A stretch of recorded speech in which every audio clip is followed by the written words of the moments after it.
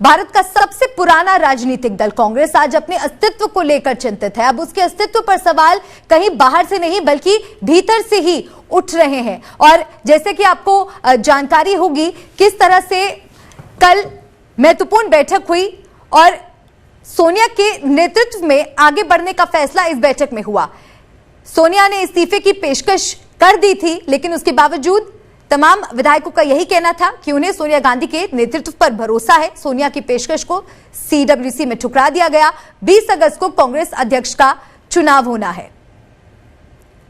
तो भारतीय लोकतंत्र की लड़ाई लड़ने वाली कांग्रेस आज अपने भीतर के ही लोकतंत्र को क्या भूल चुकी है, यह सवाल उठता है। राजनीतिक अस्थिरता और जनता की नई आकांक्षाओं को पूरा करने में असमर्थ होने के कारण भी निरंतर कांग्रेस का जनाधार कम होता जा रहा है।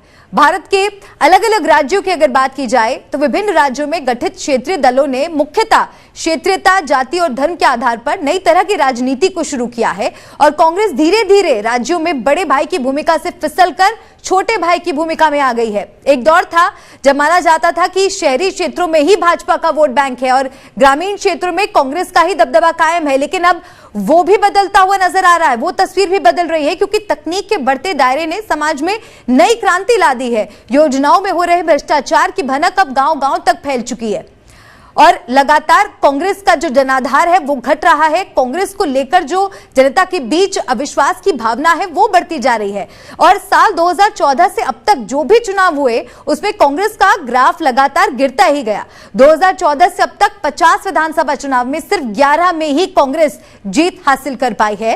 तो क्या भारतीय जनता पार्टी जो लगातार ये दावा करती थी और ये सपना भारत को दिखाती थी कि कांग्रेस मुक्त भारत एक दिन जरूर होगा, तो क्या वो सपना भारतीय जनता पार्टी का साकार होने वाला है? और सवाल ये भी कि क्या आम आदमी पार्टी जिस तरह से दिल्ली जीतने के बाद अब पंजाब पर विजय हासिल कर चुकी है, क्या वो एक बड़ा विकल्प कांग्रेस का बनकर उभर पाएगी आने वाले वक्त में?